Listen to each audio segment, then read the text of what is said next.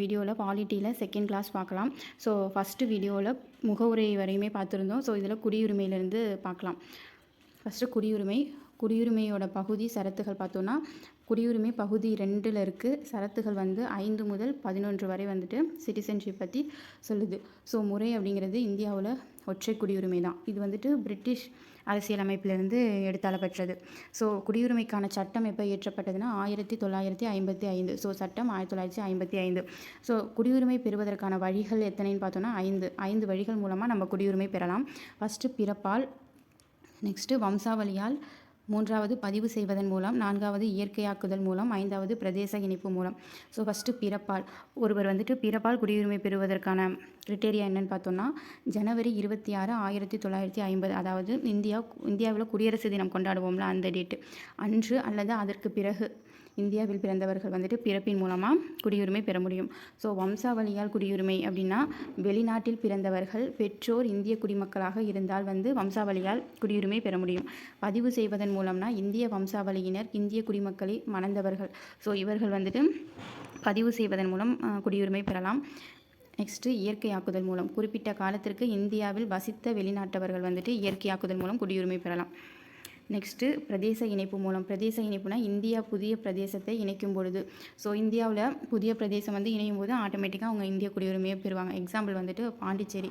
So Pondicherry இந்தியாவோட 1962 இணைஞ்சிருக்கும். So அதிலேருந்து இந்திய குடியுரிமையை பெறலாம் அப்படின்னு சொல்லியிருக்காங்க. ஸோ குடியுரிமை பெறுவதற்கான வழிகள் 5: பிறப்பால், வம்சாவளியால், பதிவு செய்வது, இயற்கையாக்குதல் மூலம், பிரதேச இணைப்பு.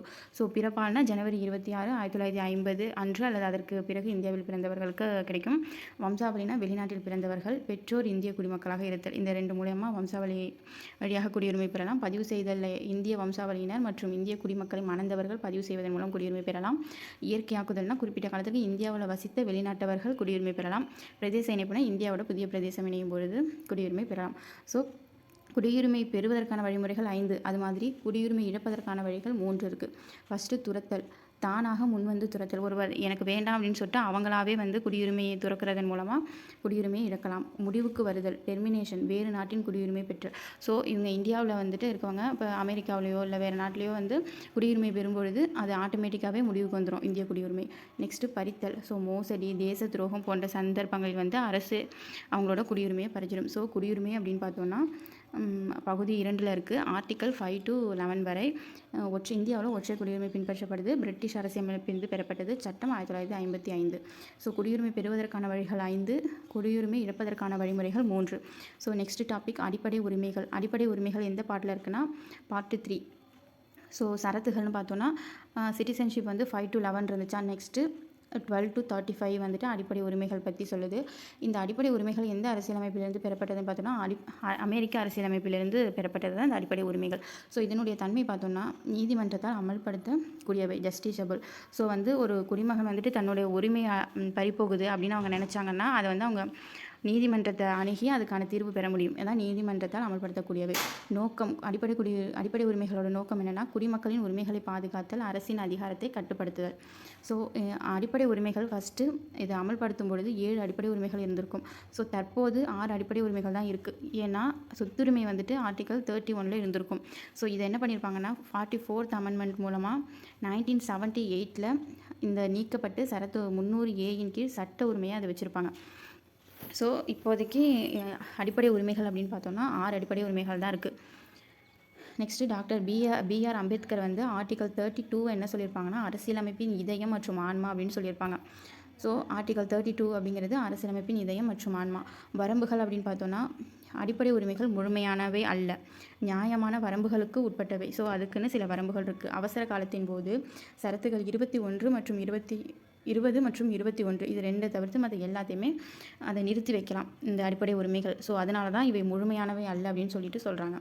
ஸோ நெக்ஸ்ட்டு அடிப்படை உரிமைகள் தொடர்புடைய சரத்துகள் பார்க்கலாம். சரத்துகள் 12லிருந்து 35 வரை அடிப்படை உரிமைகள் தொடர்புடையது. ஃபஸ்ட்டு சமத்துவ உரிமை. ஆர்டிக்கல் 14 18 வரையும் சமத்துவ உரிமைகள் சொல்கிறாங்க. ஸோ ஃபஸ்ட்டு ஆர்டிக்கல் 14 என்னென்னு பார்த்தோன்னா, சட்டத்தின் முன் அனைவரும் சமம் அப்படின்ட்டு சொல்கிறாங்க. நெக்ஸ்ட்டு பாகுபாடு தடைங்கிறது ஆர்டிக்கல் 15.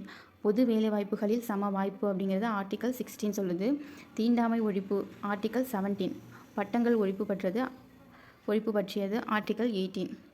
ஸோ நெக்ஸ்ட்டு சுதந்திர உரிமை. சுதந்திர உரிமை அப்படிங்கிறது ஆர்டிகல் 19லேருந்து 22 வரை. ஸோ சுதந்திர உரிமையில் ஃபஸ்ட்டு வந்துட்டு சுதந்திரத்திற்கான உரிமை, பேச்சுரிமை, கருத்துரிமை, அமைதி மற்றும் ஆயுதமின்றி கூடும் உரிமை, சங்கங்கள் அமைக்கும் உரிமை, இந்திய பெருநிலப்பரப்பில் எங்கு வேண்டுமானாலும் நடமாடும் உரிமை, குடியுரிமை, தொழில் செய்யும் உரிமை. ஸோ 6 வகையான உரிமைகள், சுதந்திரத்திற்கான உரிமைகள் ஆர்டிகல் 19ல் சொல்லப்படுது. நெக்ஸ்ட்டு குற்றங்களுக்கான தண்டனை பற்றிய பாதுகாப்பு ஆர்டிகல் 20. தனிப்பட்ட சுதந்திரம் அப்படிங்கிறது ஆர்டிகல் 21. ஸோ இந்த 20 மற்றும் 21 இந்த 2 ஆர்டிகல்ஸுமே வந்து அவசர நிலை பிரகடனப்படுத்தப்படும் பொழுது கூட இதை வந்து நிறுத்தி வைக்க முடியாது அப்படின்னு சொல்லுவாங்க. நெக்ஸ்ட்டு ஆர்டிகல்ஸ் 22 வந்து கைது மற்றும் தடுப்பு காவலிலிருந்து பாதுகாப்பு.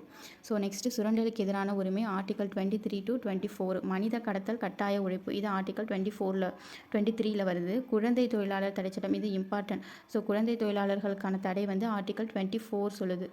நெக்ஸ்ட்டு மத சுதந்திரம் ஆர்டிகல் 25 to 28. மதத்தை பின்பற்ற பரப்ப சுதந்திரம் இது ஆர்டிகல் 25. மத விவகாரங்களை நிர்வகித்தல் ஆர்டிகல் 26. எந்த ஒரு குறிப்பிட்ட மதத்தையும் ஆதரிக்க வரி செலுத்துவதிலிருந்து சுதந்திரம் ஆர்டிகல் 27. கல்வி நிறுவனங்களில் மத போதனை அல்லது வழிபாட்டில் பங்கேற்கும் சுதந்திரம் ஆர்டிகல் 28. கலாச்சார மற்றும் கல்வி உரிமைகள் 29, 30. சிறுபான்மையினர் நலன் பற்றியது வந்து ஆர்டிகல் 29. அந்த சிறுபான்மையினரோட கல்வி நிறுவனங்களை நிறுவும் உரிமை வந்து ஆர்டிகல் 30. நெக்ஸ்ட்டு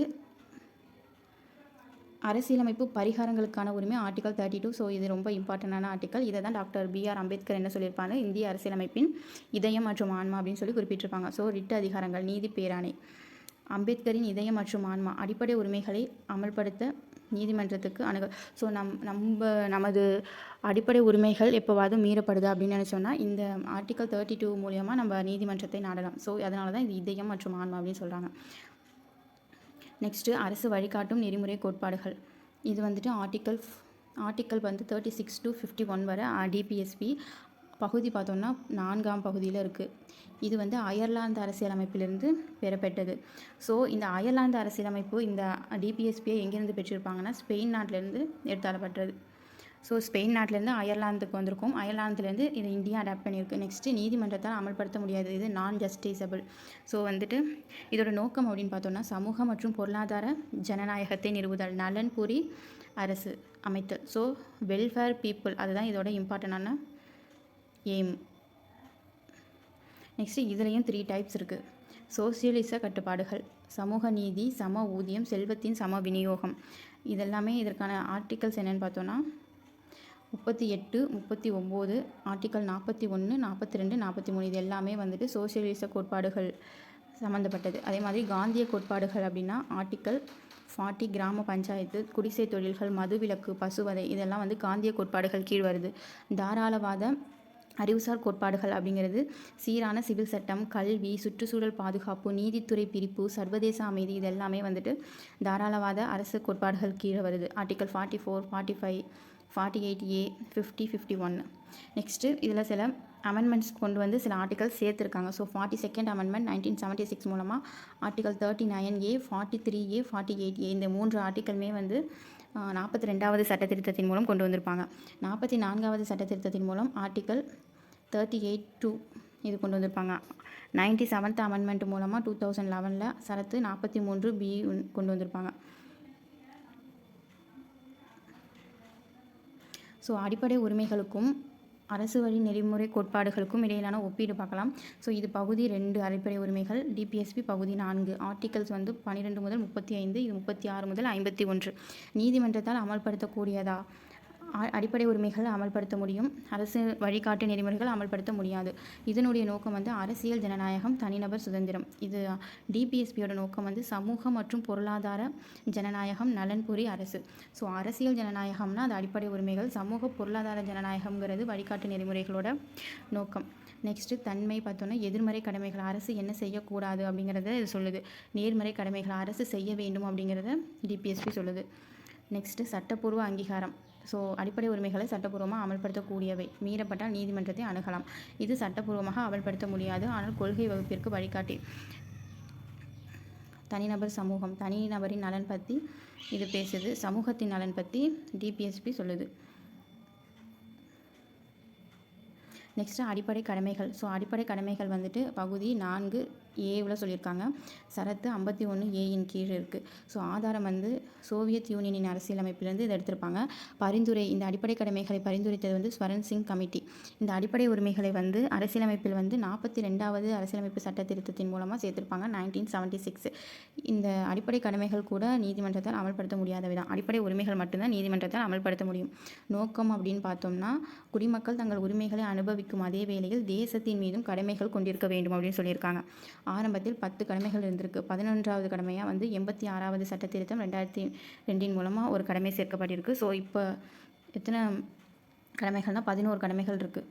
ஸோ ஃபஸ்ட்டு அரசியலமைப்பு, தேசிய கொடி, தேசிய கீதத்தை மதித்தல், சுதந்திர போராட்ட லட்சியங்களை போற்றி பாதுகாத்தல், இந்தியாவின் இறையாண்மை, ஒற்றுமை, ஒருமைப்பாட்டை பாதுகாத்தல், நாட்டை பாதுகாத்தல், தேச சேவையை செய்தல், சகோதர உணர்வை ஊக்குவித்தல், பெண்களின் கண்ணியத்திற்கு இழிவு தரும் நடைமுறைகளை துரத்தல், கூட்டு கலாச்சாரத்தின் பாரம்பரியத்தை மதித்தல், இயற்கை சூழலை பாதுகாத்தல், மேம்படுத்துதல், அறிவியல் மனப்பான்மை, மனிதநேயம், ஆய்வு உணர்வை வளர்த்தல், பொது சொத்துக்களை பாதுகாத்தல், வன்முறையை தவிர்த்தல், தனிப்பட்ட மற்றும் கூட்டு நடவடிக்கைகளில் சிறந்து விளங்க பாடுபடுதல். 11வது கடமை இது 86வது சட்டத்திட்டத்தின் மூலமாக சேர்த்தது. 6 முதல் 14 வயது வரையிலான குழந்தைகளுக்கு கல்வி வாய்ப்புகளை வழங்குவது பெற்றோரின் கடமை. ஸோ இந்த வீடியோவில் அடிப்படை உரிமைகள், டிபிஎஸ்பி, அடிப்படை கடமைகள் இது மூன்றும் பார்த்துருக்கோம். Thank you friends. நெக்ஸ்ட் வீடியோவில் பார்க்கலாம்.